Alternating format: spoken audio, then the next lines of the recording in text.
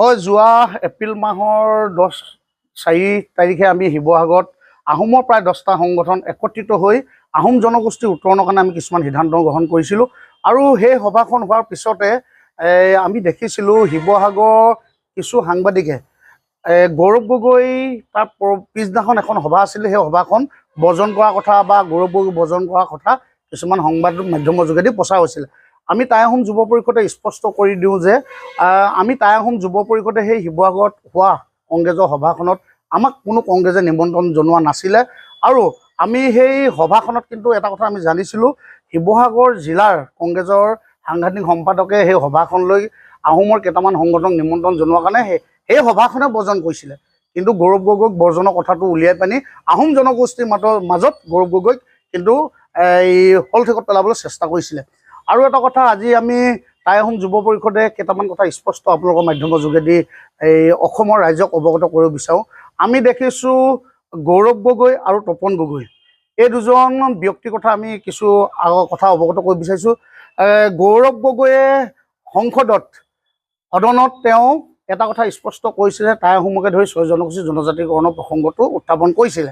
আৰু আমি সেইদিনা সংবাদ মেলতো কৈছিলোঁ যে তেওঁলোকৰ স্থিতি তেওঁলোকে স্পষ্টীকৰণ দিব লাগে। গৌৰৱ গগৈ এটা কথা আমাক অৱগত কৰাইছে বা অসমবাসীক অৱগত কৰাইছে, তেওঁৰ যি স্থিতি সেই স্থিতি এতিয়াও অটল হৈ আছে। আমি এটা কথা ক'ব লাগিব, তপন গগৈ ডাঙৰীয়াই কিয় নিমাত হৈ আছে। যেতিয়া কা আন্দোলনৰ কথা তপন গগৈ সোধা হৈছিলে তেতিয়া তেওঁ কৈছিলে 6 জনগোষ্ঠীকৰণৰ প্ৰসংগটো তেওঁ কথা কয়।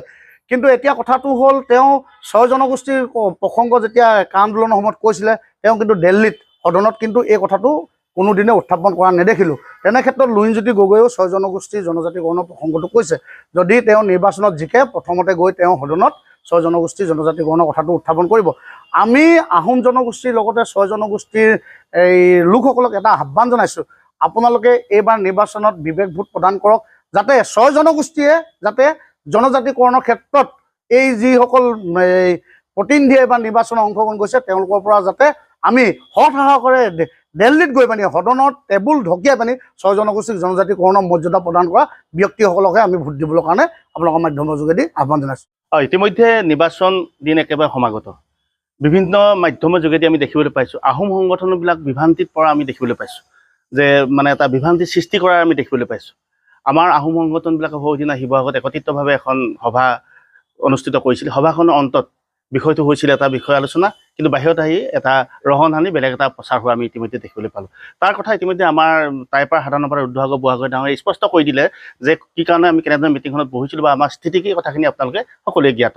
এতিয়া আমাৰ কথা হ'ল কি, আমি যোৰহাট লোকসভা সমষ্টিত আমি গৌৰৱ গগৈক কিয় ভোট দিব লাগে, এই কথাটো আমাৰ যদি আহোম সম্প্ৰদায় বা 6 জনগোষ্ঠীৰ লোকে যদি আমাক প্ৰশ্ন উত্থাপন কৰে, তেতিয়াহ'লে আমি ক'ব লাগিব যে আমি বাৰম্বাৰ কৈ আছিলোঁ যে 6 জনগোষ্ঠীক জনজাতিকৰণৰ কথা যিজন ব্যক্তিয়ে প্ৰথমতে মাত মাতিব বা তেওঁ সদনত উত্থাপন কৰিম বুলি আমাক জনাব, তেওঁ স্পষ্টীকৰণ দিব, সেই তেনেখন ব্যক্তিকহে আমি ভোট প্ৰদান কৰিবৰ কাৰণে আমি আহ্বান জনাইছিলোঁ। গতিকে আমি দেখিবলৈ পাইছোঁ গৌৰৱ গগৈ ডাঙৰীয়াই এই ক্ষেত্ৰত মানে তেওঁৰ স্থিতি ৰাজহুৱা কৰিছে। আৰু আমি আশাবাদী তেওঁ যি সবল নেতৃত্ব, তেওঁ টেবুল ঢকিয়াই সদনত যেতিয়া তেওঁ এই বিষয়খিনি উত্থাপন কৰিব, যি চৰকাৰে নাহক লাগে এই কথাখিনি কিন্তু আলোচনা কৰিবলৈ বাধ্য হ'ব বুলি আমি আশাবাদী। ঠিক তেনেদৰে আমি যদি ডিব্ৰুগড় লোকসভা সমষ্টিত আমি চাওঁ, আমাৰ লুৰিণজ্যোতি গগৈ ডাঙৰীয়াই এই ক্ষেত্ৰত আমাৰ যিটো স্থিতি, তেওঁ ইতিমধ্যে তেওঁ ছ'চিয়েল মিডিয়াতে হওক বা বিভিন্ন সভা সমিতিতে হওক এই কথাকেইটা স্পষ্ট কৰিছে।